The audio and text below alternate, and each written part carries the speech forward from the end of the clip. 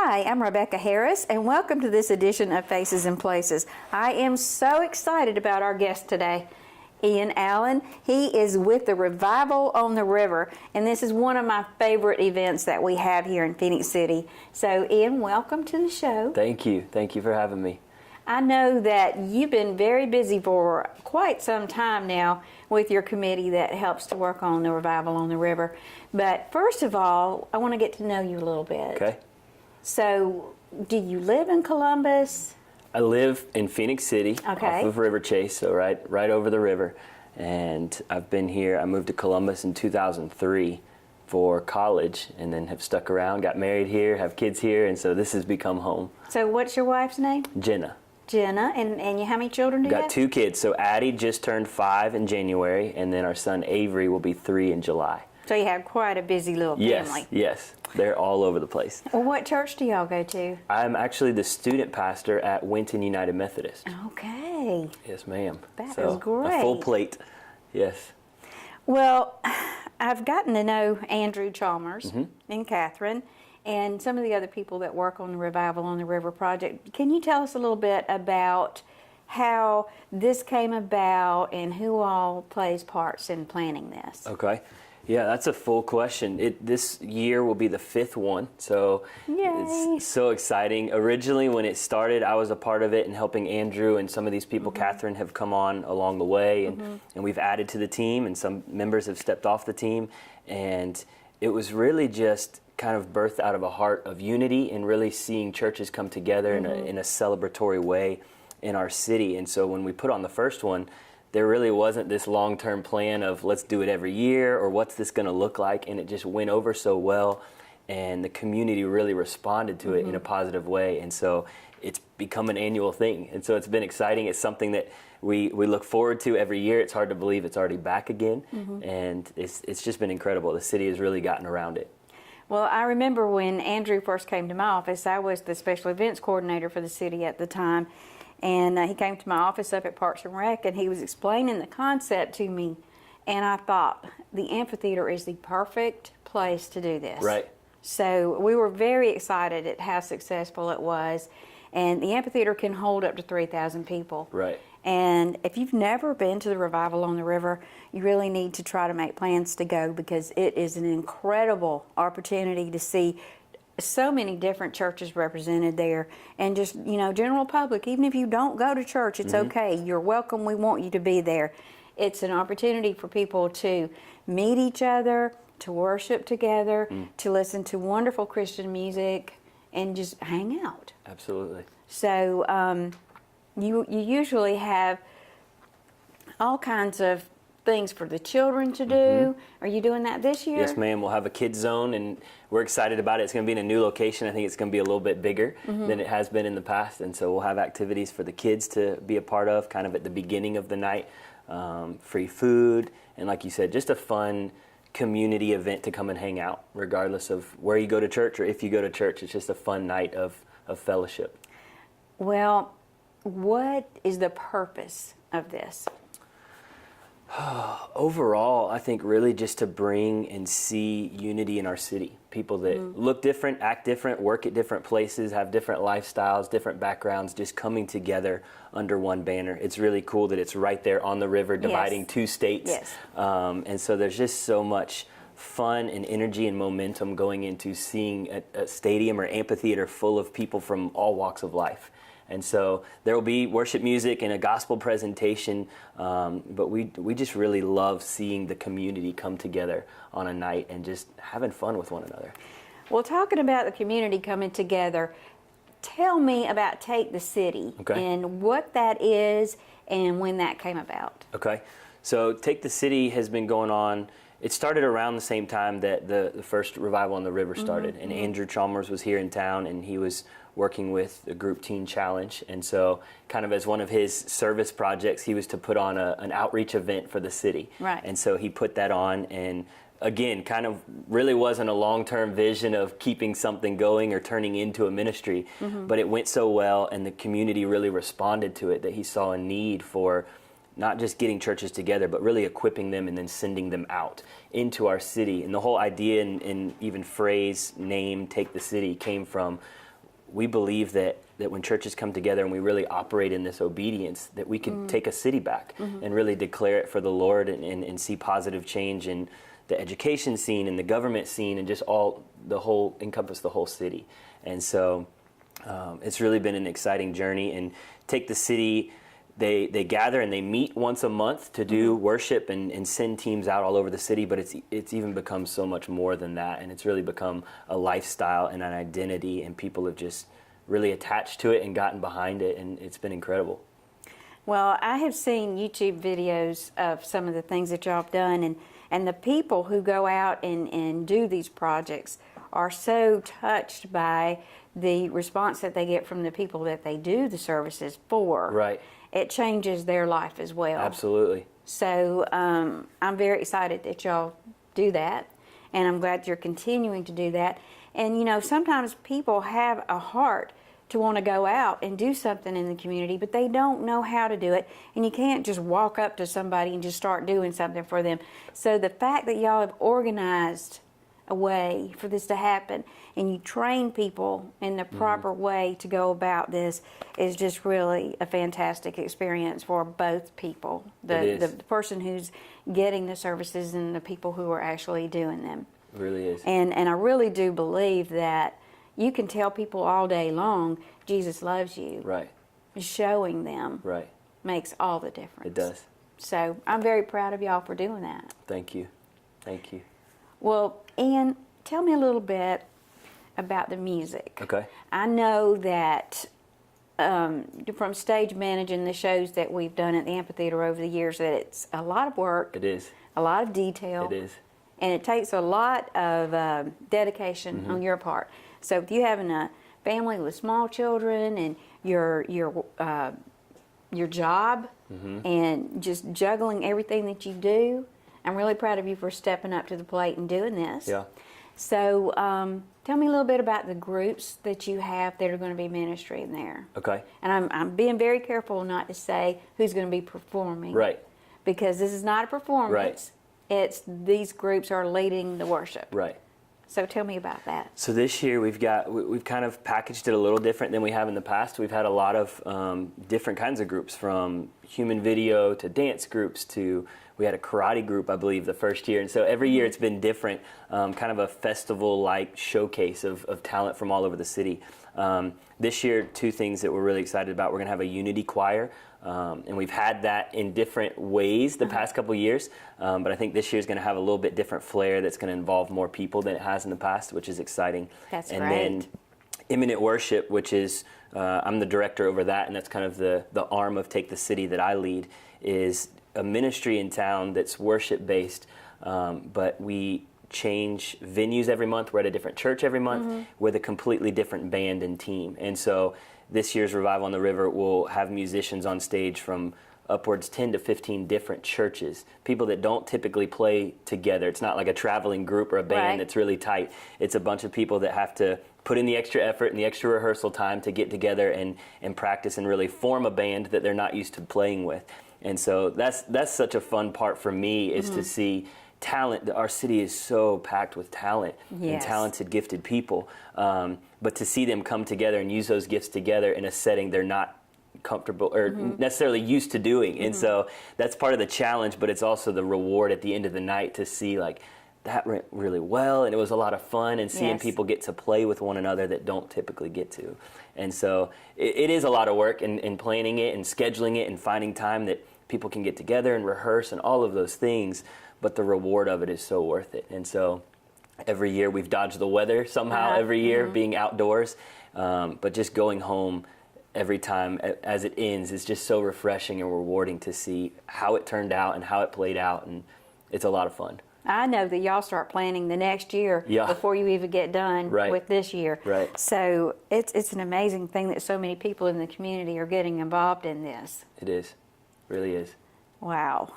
I can't wait. I can't either. It's close. It's soon. So let's tell our friends out there what this timeline is going to look like for this. What time of the day should they arrive at the amphitheater? And this is a free event. It is. So bring your whole family, invite your friends, And like I said, you don't have to go to a church to come to this, because this is just open worship. To the community. Yep, absolutely. So it'll be Friday, April 20th. Gates will open at the amphitheater at 6 p.m. So don't get there at 6 p.m. You'll want to get there as soon as you can, or get off work early if you can, to get there and find a parking spot and to get in line. And then at 6 p.m. we'll open the gates up. We'll have food available at the gates, and music will start rolling as soon as people are coming in the gates. So the Kids Center will be set up if you have children, and they can go over there and have a lot of fun, and it's going to be exciting. That's awesome. Are you going to have a speaker this year? We are. Andrew will be doing that again this year. So Andrew's testimony, Andrew Chalmers, it's very, very powerful. I think we probably have some footage of that. It's just being in Andrew's presence. He's so confident in his faith, and it just pours out of him when he talks to you and tells you his story. It does. And it gives families hope when they have loved ones who are addicted to drugs or going through different challenges, to see how Andrew's life totally changed. Right. And there's hope out there. There's help out there. And Andrew is a good person to talk to about that if you do have addiction issues, or if you have a family member that has addiction issues. Absolutely. That's something that's very close to Andrew's heart, and he will make time to talk to you. He will. He's such a sweetheart. He is. Well, Ian, I'm so happy that you have come to join me today. And we were talking about the food that's going to be there at the amphitheater. The food is free. It is. Yes. And it is graciously donated by Chick-fil-A. Yes.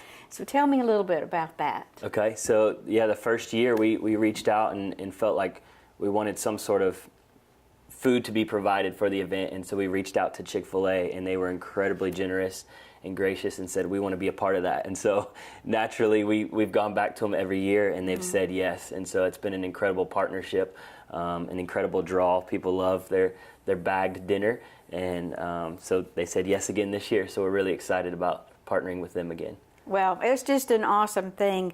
And like I said, I used to work at the amphitheater, so I would be the one to come and let them in. And it was an incredible thing, folks, to see them bring thousands of bagged meals, the sandwich and the cookie and the chips and the drink and all that, and then the water, you know. But they're like a well-oiled machine, because they had their assembly line set up, and they would get these sandwiches out to people so fast. It was just incredible. Right. And their staff, man, their staff, everybody was just so nice and so happy to be there. Right. So we're going to pop by Chick-fil-A in just a little bit. Good. So I'm excited about that. But before we leave, I want you to tell me a little bit more about the results of what's happened because of the Revival on the River in the community. And my favorite part, I think you know what my favorite part is. So let's talk about that a little bit. Well, absolutely. That's been the most fun. Is it's so unpredictable. We kind of know what our schedule is, and we know what we did last year, but the end results and what God ends up doing at the event is different than the previous years. And so 2 years ago, I don't even believe this was planned. Kind of just in the moment, Andrew thought after he spoke and kind of offered a time of ministry for people to come down front and pray if they needed to pray, or just respond however they wanted. He opened up an invitation if you want to be baptized. And it was powerful. We had close to 50 people just line up. They didn't come with a change of clothes. They weren't ready or prepared for it. And the Lord just really working on their heart. They said, I want to be a part of that. And so we did it again last year, and we're planning to do it this year. And that's been such a sweet time of, after all the fun and games go down and the music, and we enjoy all of those pieces, but really seeing people come and respond and make decisions to say, I want my life to look different. I've struggled with this, or I've dealt with this, and I need prayer, I need healing. And so those have been the fun, memorable stories that come away from this event of just life change, and people coming to the event maybe just for a chicken sandwich, or maybe because there's music, or maybe because they were just in downtown Columbus and heard loud noise in the amphitheater and wandered over there, and they end up being impacted and go away a different person. And that's the most powerful stories that we get to tell and get to share each year. And so we're really excited about that. Well, I think that's great. So when the people are being baptized, is there a baptismal pool there that they bring to the amphitheater? The last couple of years, some volunteers have brought like jacuzzis, really heavy jacuzzis, and we just put them up on the stage. So I don't know if we'll have that this year or like big metal troughs. It's just kind of, hey, who has something that they'd be willing to bring? And so that's what's so neat too, is everything that's a part of it. The tents that are set up in the corner and everything is just the community coming together and say, I own that, I'll bring it, or we can bring some of these. Yes. And so it's all collectively even executed as we pull off the event. It's just people signing up and saying, I'd love to help, I can bring this, I can do this. That is great. Well, you were just speaking about lives being transformed and people not expecting to be there, and then God just shows up. Right. And Andrew told me a very, very special story about that. So we're going to share that story with you now. Yeah, this is really means a lot to me personally. It's a dream come true. You know, doing these events are things for me that you know, you have dreams, that things that you want to see happen, and every time this happens, it's kind of surreal for me. Just because, you know, where I, you know, my past, I mean, 7 years ago, I was addicted to drugs. I was homeless. I had no car, no money, no house. And for me to be a part of an event like this is an incredible privilege. It's a dream come true because it's amazing that God could use someone like me who was so broken and so flawed and addicted to drugs and just all the things I went through, you know, and that he would use me, and I just give him all the glory for that. You know, it's just a privilege, you know, it's such a joy. And I'll tell you one story. Well, last year there was a young man that came into this event. He was one of thousands of people, and he was just sitting alone. And we have a prayer team that's committed to pray for people if they have needs. And they went up and talked to him, and basically he said that he didn't know what the event was about, but he came here just to see what was going on. And a year before that, his girlfriend or his fiance had passed away in the river here. And he said he actually came down to the river because he wanted to commit suicide. Wow. And when he came down to the river to kill himself, he heard the music, and he came over and he sat here in the amphitheater. And our prayer lady, one of our prayer team leaders, she just came up and talked to him, and she found that out, and she was able to minister to him. And he actually decided, instead of ending his life, that he wanted to begin a new life with Christ. And just like, to me, after I heard that story, if that's the only reason we did the whole event, it's worth it, that we would intervene in someone's life and that they would experience the hope that God has for them, you know, and that's what it's all about. So it's definitely worth the sacrifice. And I've heard a lot of other stories too, and it's a really incredible event. So if you have not been here, or even if you have been here each time, we hope that you will come back out and join us for the Revival on the River. So Ian, I want to thank you so much for coming today and being my guest on Faces and Places. Thank you so much. Thank you for having me. And I want to ask you if you can share with our friends, if they want to know more about how to find out information about the event, where do they go to get the information? Okay, so we have a website, revivalontheriver.com. You can check that out. Probably the most updated and real-time information would be on our Facebook page. Just look Revival on the River up. You'll find all kinds of pictures from past year's events. Beautiful pictures. Times that the gates open, what to expect, and that's also a great avenue to be able to share it or comment and let your friends know that you want them to come with you. And so we'd love for you to check either one of those out and stay in the know. Yes, just take a few minutes to look at the pictures, because when you see the pictures, you'll see how really cool this event is. And we hope to see you there at the amphitheater. But in the meantime, Ian, I want to go over to Chick-fil-A and talk with Todd and thank them for what they're doing for this event. Would you like to go with me? I would love to. All right. So we're going to be leaving the studio here at CTV Beam and heading over to Chick-fil-A on the 280 bypass, and we'll see you there.